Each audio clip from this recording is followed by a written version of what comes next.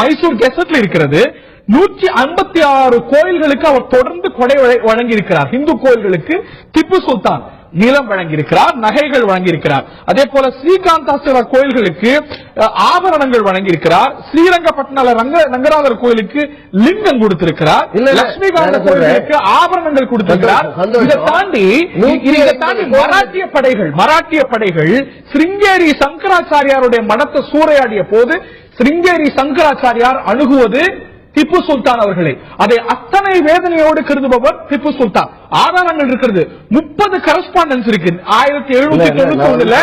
இது இப்படி ஒரு புனிதமான ஸ்தலத்தை இப்படி இடிப்பது, சூறையாடுவது அப்படிங்கிறது எவ்வளவு மோசமான செயல் விவரிக்கிறதோடு மட்டுமல்ல, திப்பு சுல்தான் அந்த புனரமைப்புக்கு, நஷ்ட ஈடுக்கு நிறைய விஷயங்களை வழங்குகிறார்.